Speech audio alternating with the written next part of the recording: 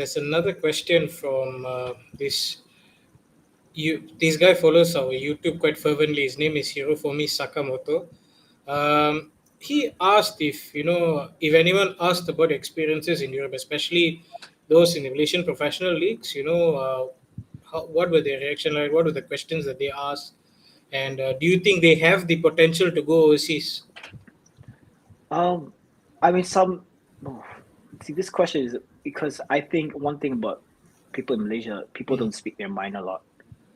Okay. I remember I trained with Selangor for a bit. So Mm. I know quite a few players. No, I trained with Selangor too for a bit. Mm. I know quite a few players relatively well.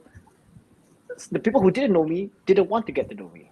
They didn't want to approach me in any way. But the people who know me, it was just a common, hey, how are you, blah blah blah.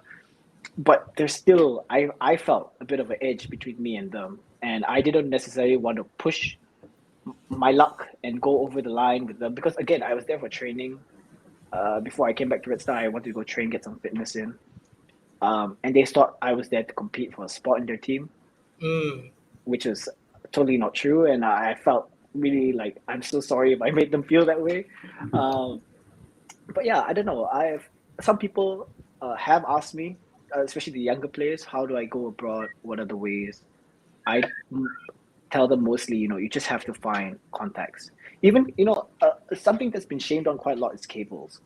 I feel that's something that people said, cables are something you look at and go, don't do that. And I think that's kind of wrong in a way. Because if you think about it, if were to use a cable to go abroad, the only person that would benefit would be me.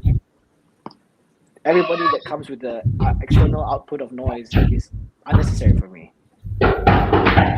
I think for me, which one of us is that? I think that's Benny. I'm not sure. It's okay, don't worry. Yeah, carry on, bro. Carry on.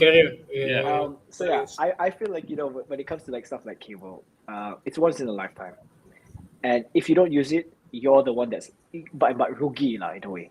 Mm. Because when you go abroad, and let's say somebody says, "Oh, I have a connection. You look like a really good player. You can go." Yeah, just go for it. You're gonna get shamed, but let's say you make it to the top level.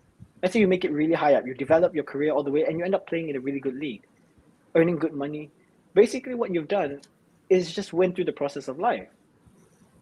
In no way, shape, or form did you compromise somebody else's feelings or anything. But people can say, "Oh yeah, he used the cable to go abroad." Yeah.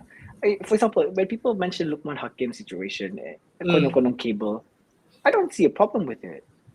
He's a really good player. He's at a good standard, and he just went through the process of people seeing that he's good. He went into a club, and now he's working.